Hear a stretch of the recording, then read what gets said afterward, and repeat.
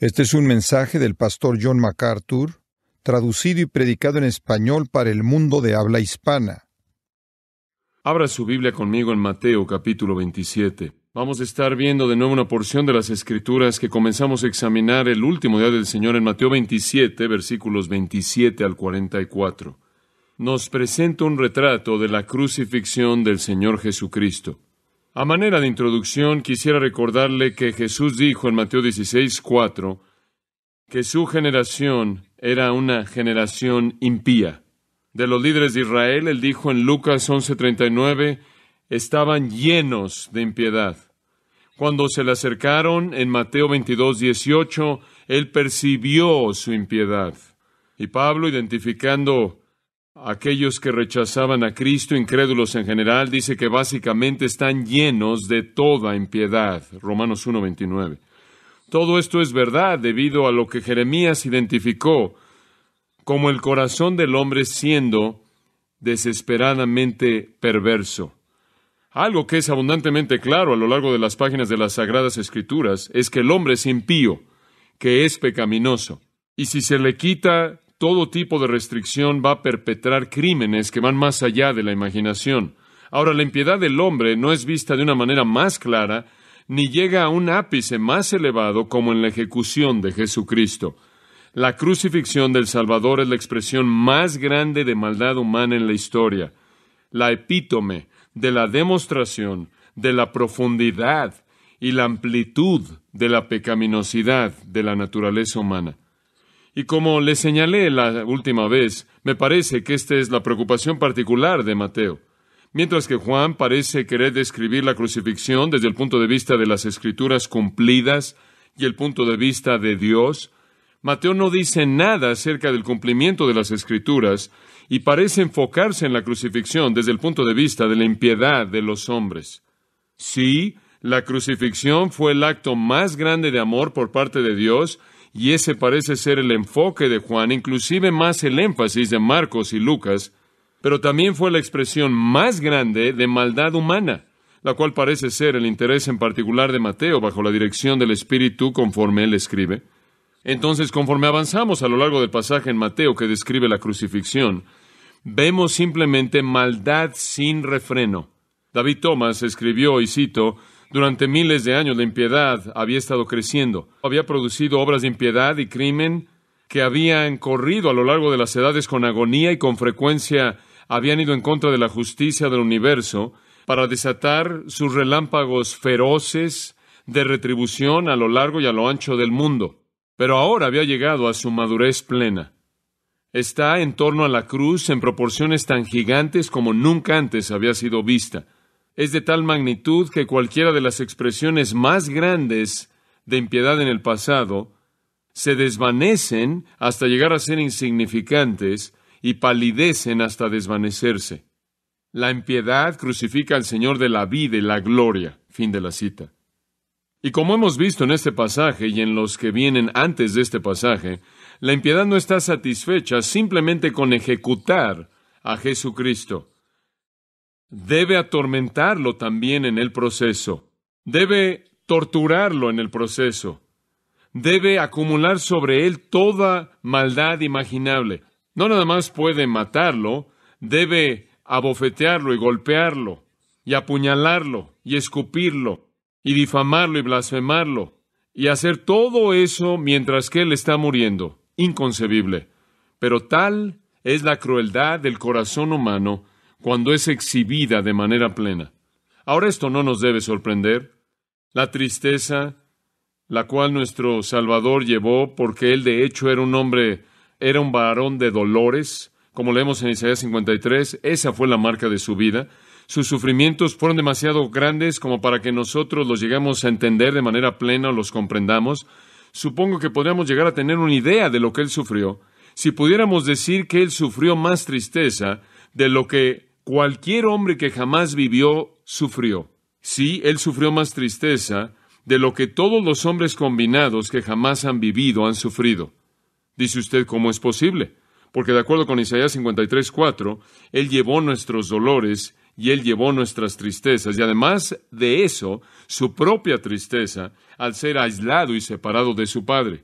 Entonces Él no solo sufrió más de lo que cualquier hombre ha sufrido, sino que Él sufrió más de lo que todos los hombres juntos jamás han sufrido. El profeta Isaías dice que Él estaba experimentado con el quebranto, con la tristeza. Oh, de qué manera tan íntima Él estaba familiarizado, experimentado con la tristeza. De hecho, Él experimentó poco más que eso. La tristeza fue su compañero constante. Él lloró en varias ocasiones, las Escrituras dicen, pero nunca dicen que Él se rió. Él parece no haber tenido familiaridad en absoluto con la risa, pero tuvo una profunda familiaridad con la tristeza hasta la cruz. Hace años atrás, los cristianos griegos solían rogarle a Dios que les diera misericordia por los sufrimientos desconocidos que ellos le hubieran causado a Jesucristo, y ellos reconocieron que ellos mismos ni siquiera podían concebir de todos los sufrimientos que Él enfrentó. ¿Cómo sufrió Él? Permítame sugerirle varias maneras. Él sufrió por la tentación. Él fue tentado en todo según nuestra semejanza. Él sufrió, dice el escritor de Hebreos, en que Él fue tentado. Él constantemente fue atacado por la tentación. Él sufrió por la negación de sí mismo. Y por cierto, su tentación fue una tentación real y su lucha con la tentación una lucha real, aunque Él nunca pecó. Él sufrió también en la negación de sí mismo. Él se rehusó a tener esas cosas, las cuales supondríamos que serían las comodidades normales de la vida. Él se privó a sí mismo, como el escritor del himno dice, de los palacios de marfil a un mundo miserable. Como dice Pablo en Filipenses 2, Él no consideró algo a que aferrarse ser igual a Dios, sino que se despojó a sí mismo de eso y tomó la forma de siervo, se humilló y hallándose en la condición de hombre fue obediente hasta la muerte. Él nació en un pesebre, en un establo. Él vivió una vida de privación. Él no conoció posesiones personales. Él conoció hambre y sed y cansancio y la ausencia de toda comodidad mundana. Y entonces Él sufrió simplemente en el área de negación personal. Y Él también sufrió rechazo. Él fue odiado, menospreciado, fue objeto de burla. Él fue reprendido. Él fue calumniado, blasfemado. Él fue acusado de manera falsa a lo largo de su vida. Y ahora llega una culminación de furia en los sucesos en torno a la cruz. Y quisiera añadir esto, y escuche con atención a lo que voy a decir. Él también sufrió del pecado. Aunque Él no tuvo pecado en la cruz, Él sufrió por el pecado. De hecho, sufrió tanto que Pablo, escribiéndole a los Corintios, dice que Él se volvió, ¿qué? Pecado por nosotros. Él sufrió el peso del pecado. Y sin duda alguna, debido a su omnisciencia, Él había sufrido todas las cosas que Él estaba por sufrir, esperando, en expectativa de eso. Y después Él sufrió por Satanás, quien siempre estuvo plagándolo, siempre buscando atacarlo desde el momento de su nacimiento, cuando Él quiso haberlo eliminado por el decreto de Herodes, hasta el momento en el que llega al huerto, cuando entra a 3 grandes olas de tentación para distraer a Cristo de la cruz. Él siempre está en un conflicto con Satanás, y Satanás arrojó contra Él la furia de todo el infierno que podía desatar en contra de su cabeza, y sin embargo, de acuerdo con Génesis, solo pudo herir su calcañar. Pero Él conoció el sufrimiento tremendo que uno enfrenta cuando está en conflicto con Satanás. Inclusive Pedro, en una ocasión, hablando del lado de Satanás, a él le tuvo que decir, quítate de delante de mí, Satanás. Y Judas, el diablo entró en él y traicionó a su propio amigo. Y entonces el Señor sufrió de la tentación y la negación personal y el rechazo y el pecado y Satanás. Y después, más allá de eso, la categoría monumental de sufrimiento es el hecho de que Él sufrió por la ira de Dios debido a la cruz cuando Él se volvió pecado. Dios entonces tuvo que derramar toda la furia del cielo en contra de todo el pecado de la tierra y todo vino sobre Jesucristo. Entonces Él sufrió la ira sin restricción de Dios. Ahora, al llegar a la escena frente a nosotros en los versículos 27 al 44, vemos su sufrimiento en manos de hombres impíos. Vemos su sufrimiento debido a la furia maligna de Satanás. También vemos su sufrimiento debido a la ira de Dios en contra del pecado que Él llevaría. Y todo llega a su punto más elevado. Y este parece ser el punto más elevado de Mateo. Durante mucho tiempo ahora en el Evangelio de Mateo, Él ha estado enfatizando el rechazo del reino, ¿no es cierto? Se ha estado acumulando, y ahora llega a su epítome conforme Él presenta la crucifixión. Para ayudarnos a ver la impiedad de la escena, quiero llevarlo a 4 grupos diferentes que aparecen en la escena. Llamémosle los impíos ignorantes, los impíos informados, los impíos débiles y los impíos religiosos. Y quiero sugerirle que toda persona en el mundo que no viene a la fe en Jesucristo, toda persona que rechaza a Cristo, encaja en estos grupos. Son constantes. Ellos estuvieron a la cruz, todavía existen en la actualidad, y toda persona encaja en algún punto en estos 4 grupos. Ahora, la última vez vimos a los impíos ignorantes, quienes nos fueron ilustrados por los soldados endurecidos en los versículos 27 al 37. Y vimos esa porción de las Escrituras. Vimos que los soldados endurecidos básicamente eran los legionarios romanos que estaban ahí en Cesarea y sin duda alguna con Pilato. Realmente no tenían información de primera mano de Jesús, realmente no estaban muy informados de quién era Él, quizás habían tenido algo de información muy limitada, básicamente son ignorantes. Para ellos Jesús es otro criminal y de alguna manera alguien que estaba fuera de sí. Parece no haber un acto criminal legítimo que Él haya cometido, parece ser más un maníaco que cree que es rey, pero por cualquier definición que ellos saben de un rey, no es un rey en absoluto. Y sin duda alguna creen que Él tiene alguna deficiencia intelectual a través de todas las torturas que le han aplicado. Él nunca dice una palabra, lo cual confirma su sospecha. Son los que, al llegar al versículo 27, encontramos. Lo han azotado, esto es, han colocado sus muñecas en un poste, sus pies han sido suspendidos ahí en el aire, su cuerpo ha sido destrozado por las tiras de piel a las cuales han amarrado en los extremos un pedazo de madera. En el otro extremo de las tiras de piel hay pedazos de piedra y de hueso y de metal, y lo han lacerado hasta que su carne ha sido destrozada y sus órganos internos están expuestos, y la sangre está fluyendo de su cuerpo, y lo han vestido otra vez. Lo han regresado al salón de Pilato y comienzan un pequeño juego bajo la supervisión de Pilato. Y ese pequeño juego tiene la intención de que Jesús parezca como rey. Y usted notará lo que sucede en el versículo 28. Lo desnudan, le quitan su propia túnica, la cual había sido colocada sobre sus heridas abiertas, y le colocan una túnica escarlata. Esta es la túnica pesada, exterior, romana, que usaba un soldado romano. Sin duda alguna, causándole un dolor terrible debido a estas heridas abiertas, una túnica real de burla. Y después han entretejido una corona de espinas y la colocaron en su cabeza. Colocaron una caña en su mano derecha representando una corona y un cetro. Han doblado sus rodillas ante él y se han burlado de él, diciendo, «Salve, Rey de los judíos». Y conforme se levantan del piso, le escupen en el rostro.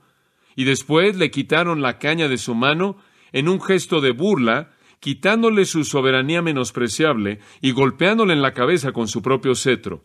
En Juan 19:3 dice que continuaban golpeándole. Es un insensato, él es un payaso, él es un bufón, él es un objeto de burla. Este que dice ser un rey, qué farsa, qué burla, qué ridículo. Y los soldados con gozo y gusto, preparados en el arte de matar, disfrutan al máximo su expresión de recreación en contra de Jesucristo a expensas de Jesucristo. Por cierto, esta es la segunda vez que él ha sido golpeado y que le han escupido. Los líderes judíos lo hicieron allá atrás en el capítulo 26, versículos 67 y 68. Le escupieron porque él decía ser un profeta. Aquí ellos le escupen porque decía ser un rey. No sabían quién era el rey y cómo pasarían la eternidad en el infierno.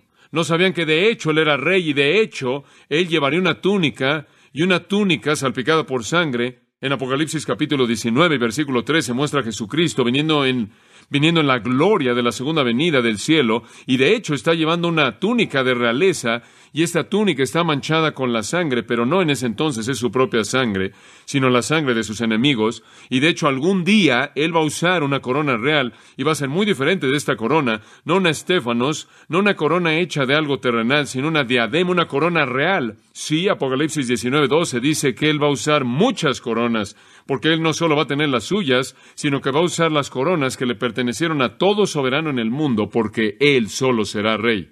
Y algún día él va a usar un cetro, y no va a ser una caña, será de acuerdo con Apocalipsis 19:15, un cetro de hierro con el cual traerá juicio instantáneo en el mundo incrédulo. Y después no habrá broma alguna, no será un asunto de risa, de hecho, los papeles serán cambiados, y de acuerdo con el Salmo 2 dice que Dios se reirá de ellos, se burlará de ellos, pero por ahora en su humillación Jesús es el objeto de burla. Su rostro está hinchado más allá de lo que se puede reconocer, debido a los muchos golpes y bofetadas que ha recibido en su rostro. Está cubierto con saliva mezclado con su sangre que está saliendo de las heridas causadas por las espinas que penetran su frente. Los golpes de la caña, la cual era suficientemente pesada como para causar un dolor para la cabeza, y esto hace que haya más heridas y que esté más hinchado. Su cuerpo está goteando de sangre que está saliendo de sus poros. una falta de sueño, la angustia del pecado, ha contorsionado y torcido su rostro de tal manera que difícilmente se puede reconocer como un humano, mucho menos como Jesús de Nazaret. Y él es visto como nada más que un necio. Vestido como un rey farsante, Pilato entonces, de acuerdo con Juan 19, lo saca a la multitud judía y dice, ¿no es esto suficiente? ¿No han tenido suficiente? Él ya ha declarado en varias ocasiones que Jesús es inocente. Él ha presentado lo que ha hallado la corte cuando dijo, no hallo falta alguna en este hombre. Él realmente no quiere ejecutar a un hombre que sabe que es inocente. Su esposa le ha advertido en contra de eso y su propia conciencia ha hecho lo mismo. Pero él está siendo chantajeado y acorralado por los judíos y él cree que quizás pueda saciar su sed de sangre al mostrar que Jesús es una persona que se ve tan necia que entenderá que él es poca amenaza para Roma o para Israel. Y entonces él saca a Jesús y dice, he aquí el hombre. Y él gritan más por su sangre y dicen, si no lo matas, vamos a reportarte a César. Y atrapado por el temor de perder su posición, indica que Jesús va a ser crucificado. Y entonces es determinado. Y después, en el versículo 31, después de que habían terminado con su burla, le quitan la túnica, le vuelven a poner su propia ropa, y lo sacan para crucificarlo. Y conforme dejan la ciudad, en el versículo 32, obligan a un hombre llamado Simón, que es de Cirene, y este hombre, como vimos la última vez, debe cargar la cruz de Cristo. Ellos entonces, versículo 33, llegan a un lugar llamado Gólgota, el cual significa lugar de la calavera, nombrado así por la forma del monte. Le dan vinagre para que beba, de hecho vino, oinos, en los mejores textos, le dan vino para que beba mezclado con hierbas amargas. Ese es un término general. Marcos nos dice que las hierbas amargas, de hecho, eran mirra, y la mirra actuaba como un sedante. Esto era provisto por mujeres en Jerusalén. Había una asociación de la mujer que proveía esto para gente que estaba siendo crucificada, como una expresión del cumplimiento de Proverbios 31, en donde dice que la bebida fuerte es para aquellos que enfrentan la muerte. Estas mujeres lo hicieron por amabilidad. Los soldados lo valoraban no porque querían mostrar amabilidad, sino porque era más fácil crucificar a una víctima drogada. Entonces esto también les ayudaba. Él lo probó y no lo bebió porque él quería ir a la cruz con todas sus facultades agudas y alerta. Y entonces lo crucificaron. Y como usted sabe, repartieron sus ropas al echar suertes. El resto de ese versículo, el cual aparece en ciertas versiones, realmente no está en los mejores manuscritos y ha sido tomado del Evangelio de Juan y se ha infiltrado en Mateo. Pero Mateo realmente no tiene ninguna relación aquí con las escrituras proféticas en su intención original. Como dije, su enfoque no consiste en cumplir las escrituras o el punto de vista de Dios, sino que se enfoca más bien en la impiedad de los hombres. Y entonces crucifican a Cristo de una manera más bien fría, apostando para ver quién se queda con los elementos de su ropa. Cada uno de los 4 soldados en un cuaternión habría tomado una de las 5 piezas. Ellos apuestan entonces para ver quién se queda con la túnica interior sin costuras que él usaba. Y el versículo 36 dice, sentándose, lo cuidaban ahí. Simplemente se sentaron y lo cuidaban para que nadie viniera y tratara de aliviar su dolor, o para que nadie viniera y tratara de hacer algo que no debía ser hecho. Estaban de guardia. Y como le dije la última vez, me sorprende el hecho de que la crucifixión misma es mencionada de una manera tan breve. De hecho, como le dije, en el texto griego, de hecho, dice, los que lo habían crucificado partieron o se repartieron su ropa. Casi hacia un lado la crucifixión en el texto original. Y realmente no se nos da nada acerca de los detalles, y por eso necesitamos, en cierta manera, llenar los espacios tan solo por un momento. La cruz habría estado sobre el piso, la víctima era colocada en la cruz, y primero sus pies eran extendidos, los dedos de sus pies eran jalados hacia abajo, y después un clavo grande era metido por el arco de un pie y después por el arco del otro pie. Y después sus manos eran extendidas, permitiendo que sus rodillas se flexionaran un poco, y grandes clavos eran metidos por sus muñecas, apenas en la parte de abajo de su mano, porque es el lugar en donde podría sostenerse. En medio de la mano no se podría sostener porque se habría rasgado ahí en medio de los dedos. Una vez que la víctima era clavada ahí, la cruz era levantada y colocada en un agujero. Y después llegaba al fondo del agujero claro, y esto jalaba y rasgaba la carne y envía impulsos de los nervios para causar explosiones en el cerebro en relación al dolor. La víctima ahora está crucificada. Lentamente él dejaba caerse más y más, y el peso recaía sobre los clavos que estaban en sus muñecas, y un dolor sumamente intenso salía por los brazos hasta la mente. La presión ejercida sobre los nervios iba casi más allá del punto de tolerancia.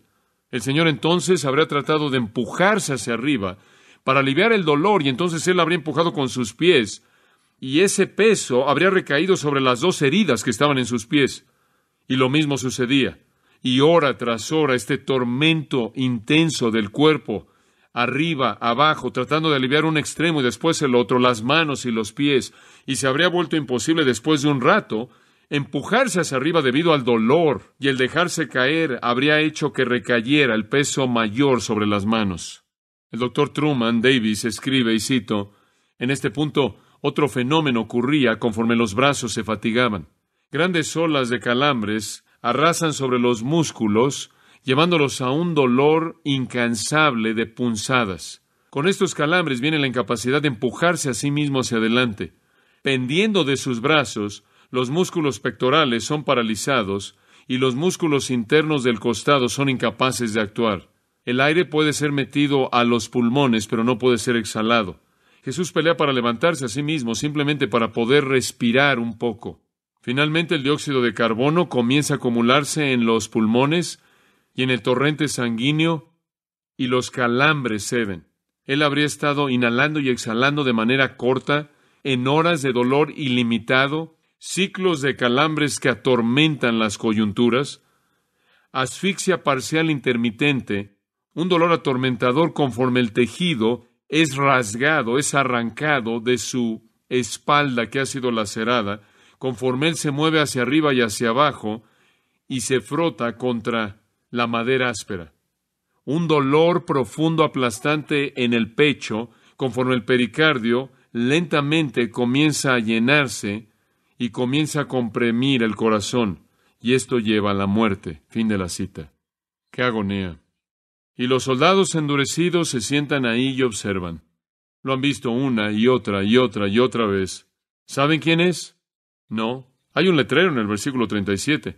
Sobre su cabeza colocan una acusación porque se demandaba que un hombre que era crucificado fuera crucificado por alguna razón criminal. Y no había una razón criminal legítima por la cual crucificaran a Cristo. Pilato, queriendo hacer su declaración de la inocencia de Cristo y también queriendo afirmar su menosprecio hacia los judíos, coloca sobre la cabeza de Jesús, este es Jesús. Los otros escritores nos dicen que escribió, este es Jesús de Nazaret, el rey de los judíos. Y todo en los 3 idiomas de la época para que todos pudieran leerlo. Y los judíos protestaron y dijeron, no queremos eso ahí, queremos, él dijo, él es rey de los judíos. Y Pilato dijo, lo que he escrito, escrito. Y de esta manera, en palabras cínicas, sarcásticas, él se burló de los judíos al decirle al mundo entero, ahí está su rey, ahí está su rey. Ustedes, personas menospreciables, ustedes merecen un rey como este. La burla de Pilato hablaba la verdad. Él era el rey, pero los soldados eran ignorantes de eso. Si sabían algo, sabían muy poco. Ahora ellos demuestran que hay muchas personas en todo tiempo y todo periodo de la historia que realmente son ignorantes de quién es Jesucristo. Él puede ser alguien, pero no están demasiado seguros de quién es Él. Y realmente no están muy interesados en quién es Él. Francamente, es una ignorancia innecesaria porque Cristo es la luz que alumbra a todo hombre que viene al mundo. Juan 1:9 dice, y para todos los que buscan a Dios, Él les revelará la realidad de su Hijo Salvador. Pero ellos no tienen interés en eso. Son los impíos ignorantes y el mundo todavía está lleno de ellos. El mundo todavía está lleno de personas que rechazan a Jesucristo por ignorancia. Es una ignorancia deliberada, es una ignorancia innecesaria, no obstante, son ignorantes, simplemente no saben. Y muchos no buscan descubrir, no les importa saber. Pero hay un grupo más impío que ese grupo y es al que llegamos en el versículo 38. Llamemos a estos, a los impíos, conocedores. Ellos no son ignorantes, ellos saben. Ahora no saben todo, pero saben algo. Entonces crucificaron con él a 2 ladrones, uno a la derecha y otro a la izquierda. Ahora, claro, esta es otra manera de deshonrar a Cristo, de difamarlo, de colocarlo en medio de un par de ladrones, un par de, como Lucas los llama, de malhechores, lo cual significa personas que hacen maldad, criminales. Colóquenlo ahí y de esta manera deshónrenlo y avergüéncenlo por su asociación con ellos. Entonces Él está ahí con los impíos en su muerte. Entonces Él cuelga ahí con estos 2, la palabra griega es lestes. Hay un par de palabras en el idioma griego que tienen que ver con robar. Una es lestes y la otra es klepti. Klepti es una palabra de la cual obtenemos klepto, kleptomaníaco, alguien que es un ladronzuelo, que roba cosas, que toma cosas, pero lesti es una palabra diferente. Esta palabra es usada aquí básicamente, significa un bandido o un ladrón que saquea, no un ladroncillo cualquiera. Estos son ladrones que matan, son serios en lo que hacen. Ellos no se meten y se llevan algo, sino que entran por la puerta con todo ruido y, por así decirlo, disparando con pistolas, lo peor de los criminales. Y es muy probable que eran asociados de Barrabás, quien de hecho, él debía haber muerto en esa cruz de en medio, antes de que la multitud pidiera a Barrabás y Jesús fuera crucificado en su lugar. Ellos saben algo de las declaraciones de Jesús. Ellos saben algo de esto, como es evidenciado por el registro futuro de lo que dijeron. Encontramos que en el versículo 44, los lesti, los ladrones, que también fueron crucificados con él, y una versión dice, hacían lo mismo en los dientes de él. De hecho, lo que el texto dice es que estaban acumulando insultos en contra de él.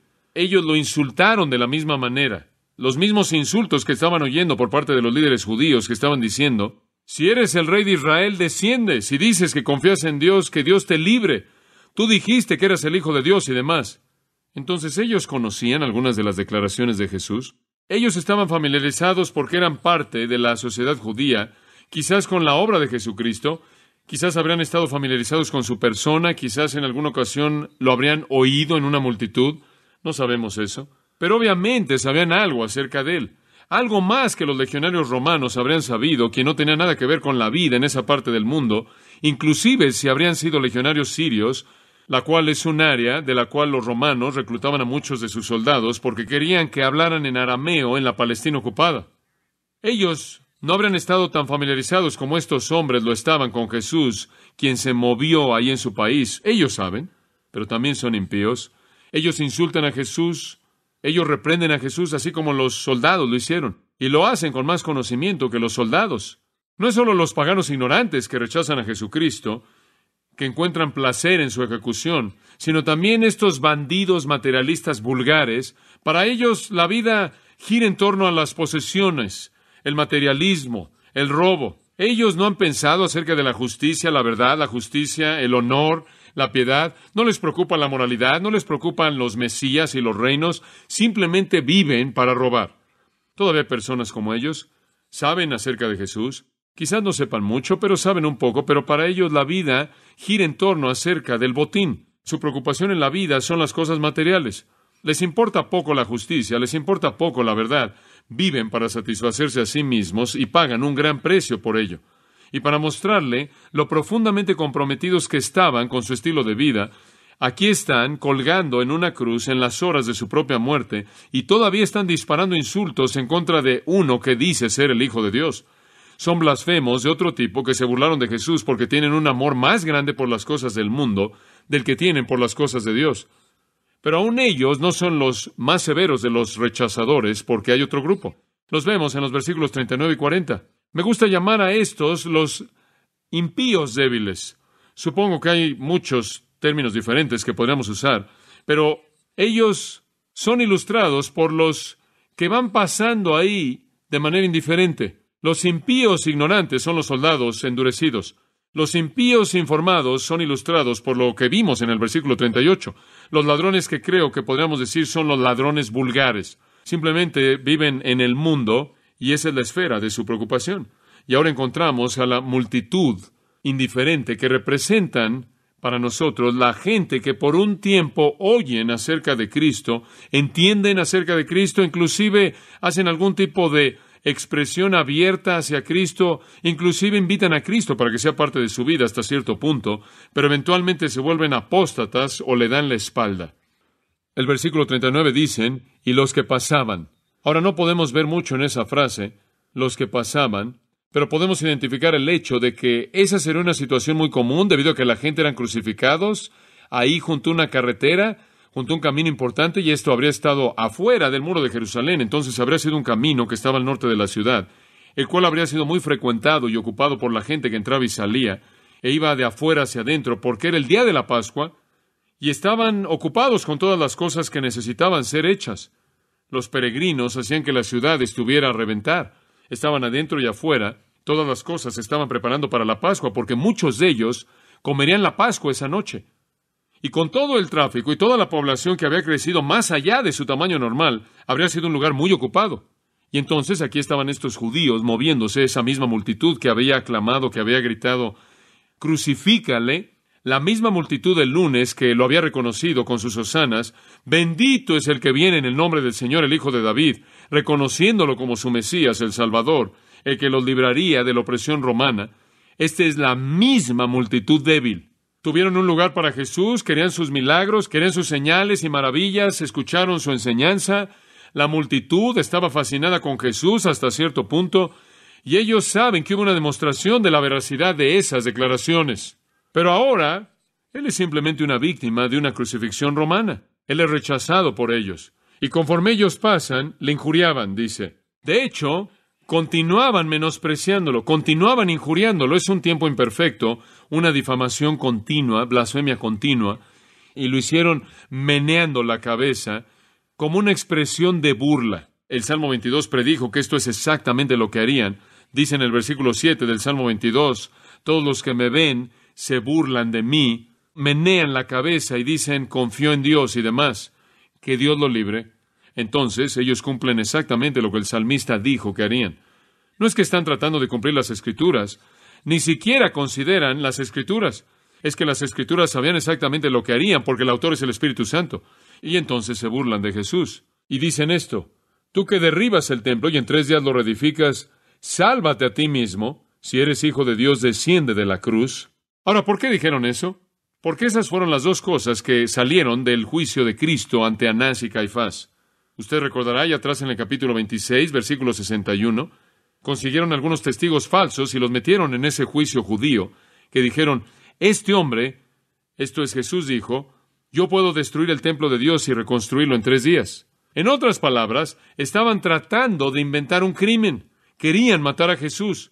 Ellos sabían cuál era el veredicto, simplemente no tenían un crimen. Entonces están tratando de inventar un crimen y entonces trajeron a testigos falsos, quienes fueron sobornados, e hicieron que estos testigos falsos dijeran que Él iba a destruir el templo.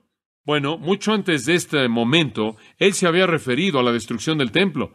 De hecho, casi 3 años antes, cuando Él había llegado por primera vez a Jerusalén, y en ese entonces Él dijo que Él se refería al templo de su cuerpo, ¿no es cierto?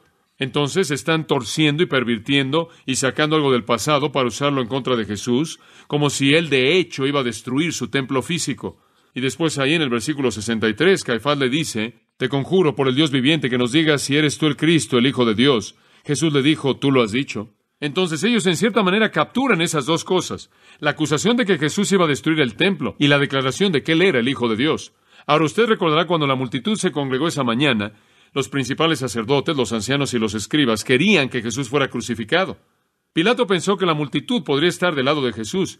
Pilato estaba listo para ofrecerle a Jesús a la multitud. Pero en el momento en el que estaba a punto de ofrecerle a Jesús a la multitud, y la multitud pudo haber estado dispuesta a que Jesús fuera liberado, porque él era en cierta manera algo popular con ellos, en ese mismo momento la esposa de Pilato envió un mensajero y dijo, «Tengo que decirte algo».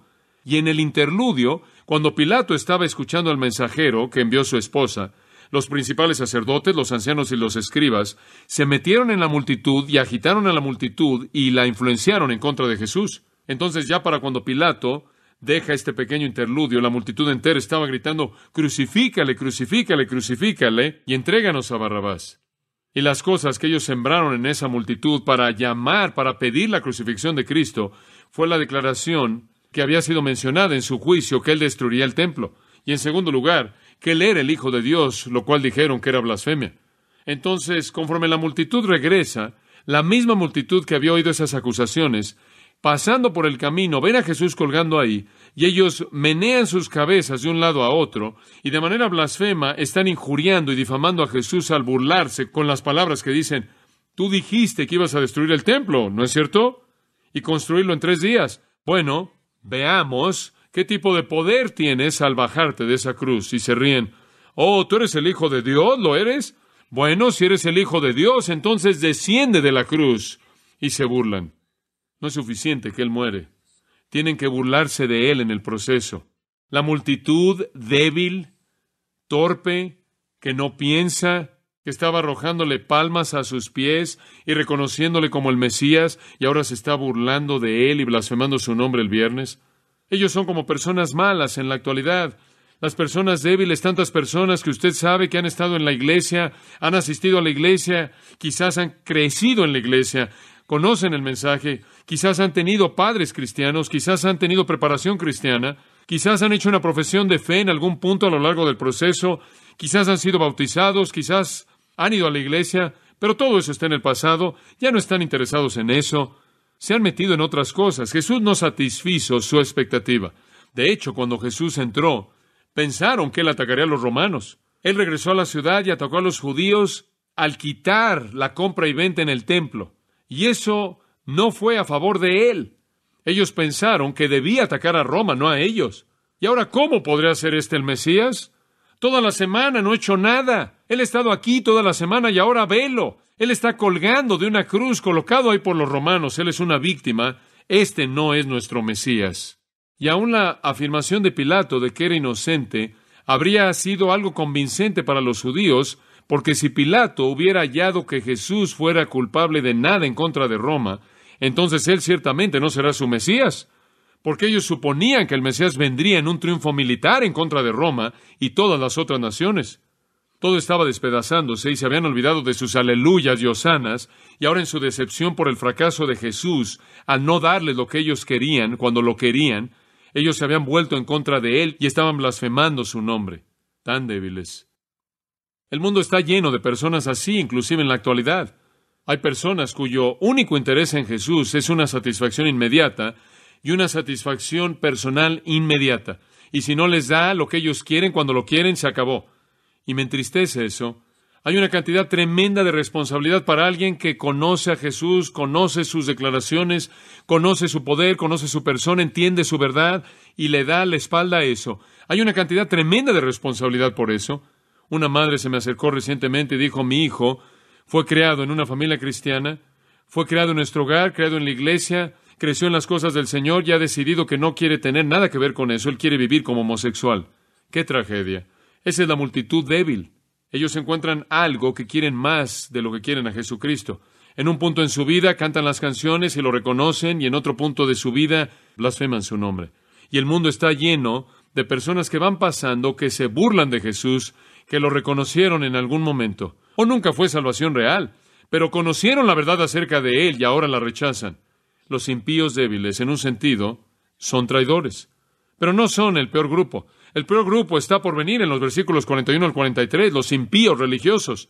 Ellos nos son ilustrados por los que no son sinceros, los hipócritas, los líderes hipócritas, el nivel más bajo de blasfemos, hipócritas religiosos que desfilan su piedad, que quieren aparecer como representantes de Dios y conocen la verdad, y ser puros y piadosos y virtuosos y representar la palabra de Dios.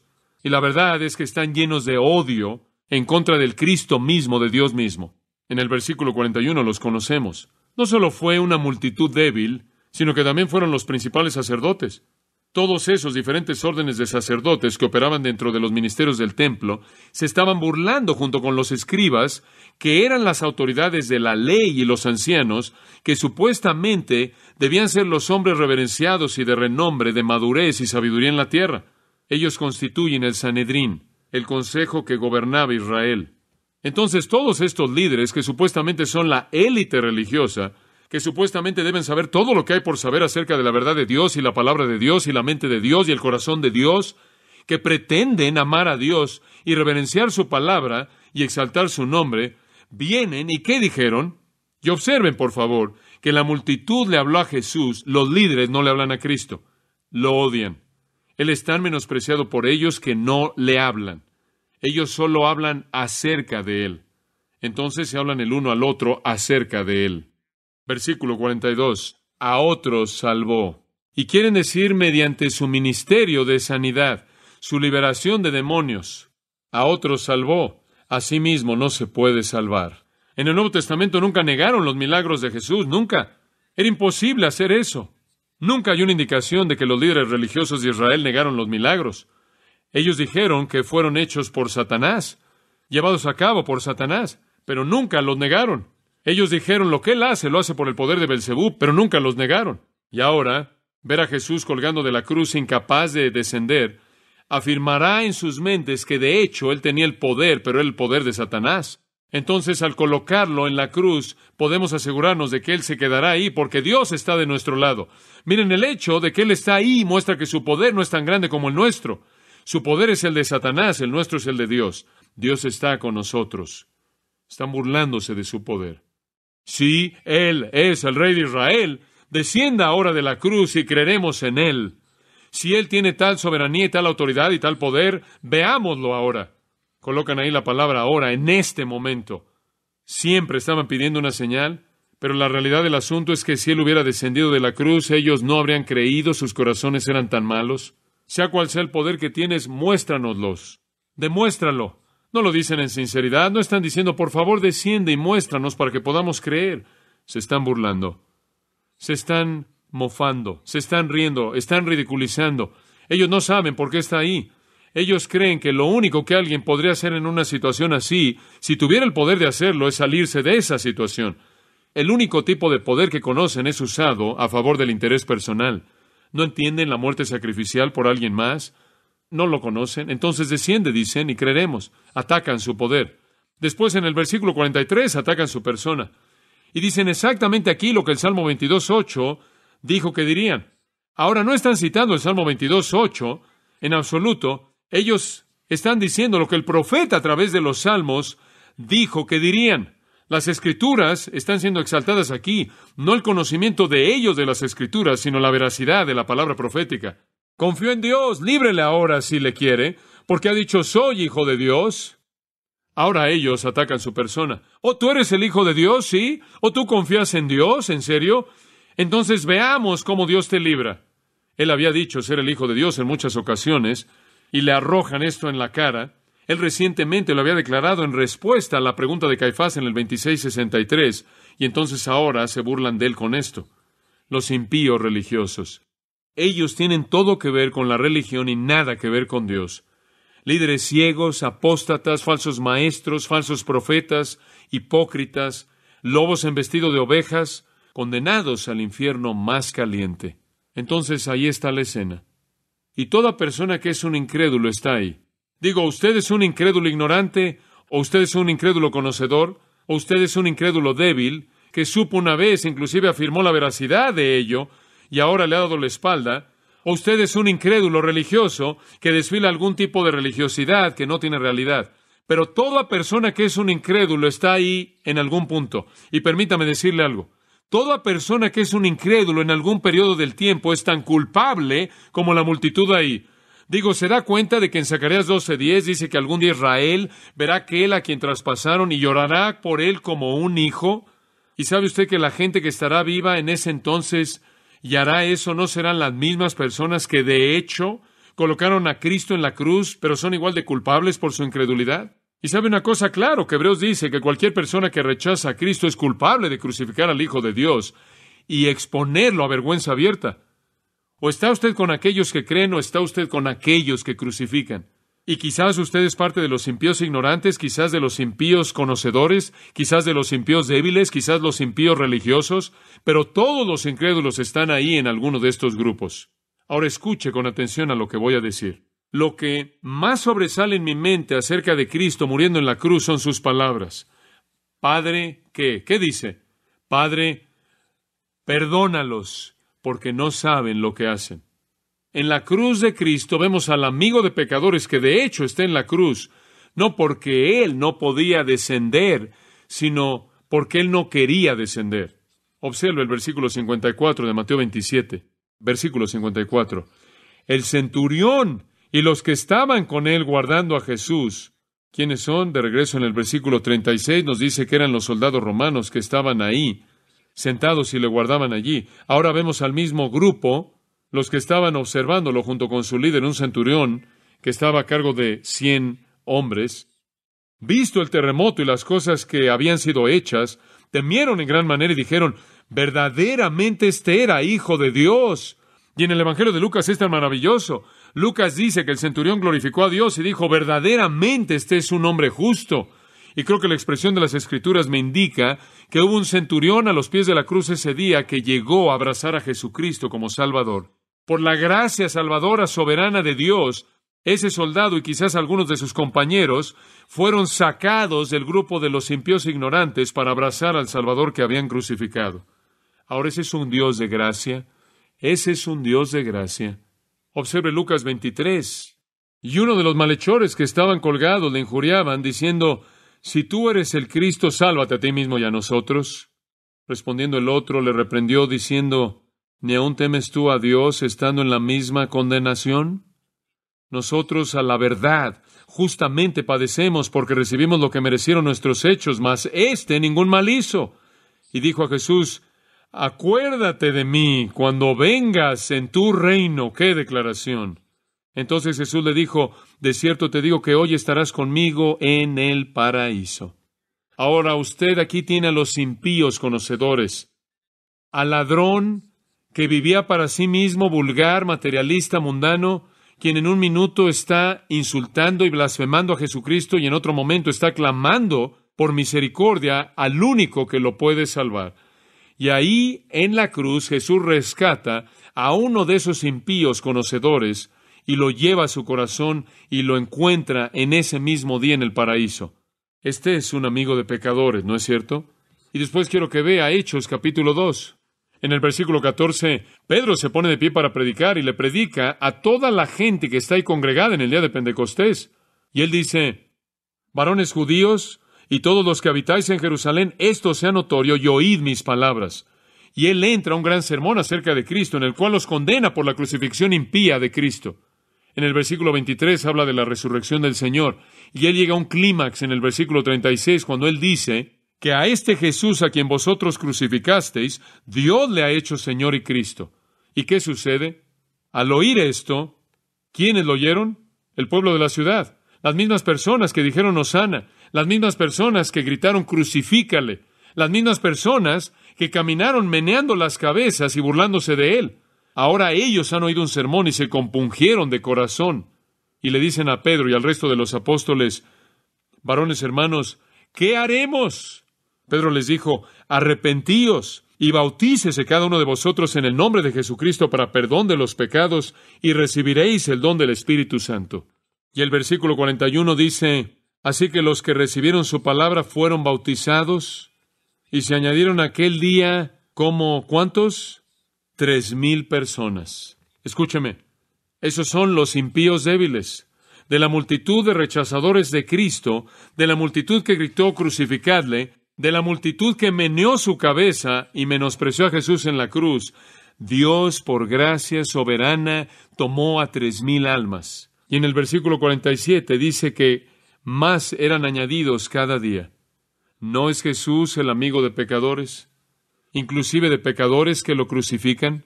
Y después, finalmente, en Hechos capítulo 6, versículo 7, la iglesia comienza a florecer y a crecer y más del pueblo de esa ciudad son traídos al Salvador. La gracia es extendida a aquellos que reconocieron a Jesucristo. Y la culminación de todo viene en el versículo 7 de Hechos 6. Y crecía la palabra del Señor y el número de los discípulos se multiplicaba grandemente en Jerusalén. También muchos de los que sacerdotes obedecían a la fe. Yo tengo la confianza de que de esos líderes religiosos que se burlaron y blasfemaron el nombre de Jesucristo, Dios, por gracia soberana, tomó a algunos de ellos para que fueran suyos. Él, de hecho, es amigo de pecadores. No sé en dónde está usted el día de hoy. Él anhela abrazarlo, darle la salvación que Él ofreció de manera tan gratuita. Él se quedó en la cruz no porque no podía descender, sino que se quedó en la cruz porque Él no quiso descender. Y yo creo que el Salvador derramó lágrimas por aquellos que derramaron su sangre misma. Tal es la compasión de Dios y el regalo de salvación. Inclinémonos en oración. Gracias, Padre, por la escena que hemos visto hoy a partir de tu santa palabra. Gracias por el amigo de pecadores, quien murió por los mismos que lo crucificaron en todas las generaciones. Gracias porque sus brazos están abiertos para todos los que vienen. Oh Padre, que estemos lo suficientemente agradecidos como para no solo recibir al Señor Jesucristo, sino para vivir nuestras vidas de manera total en obediencia a Él. mientras que sus cabezas están inclinadas por un momento de conclusión, si no conoce al Señor Jesucristo usted, lo llamamos el día de hoy a que venga Cristo, que reciba al Salvador con una fe arrepentida. Sus brazos están abiertos, así como estaban cuando estuvieron estirados en una cruz. Una demostración apropiada de sus brazos abiertos para recibir al pecador sin importar cuán severo es el pecado. Para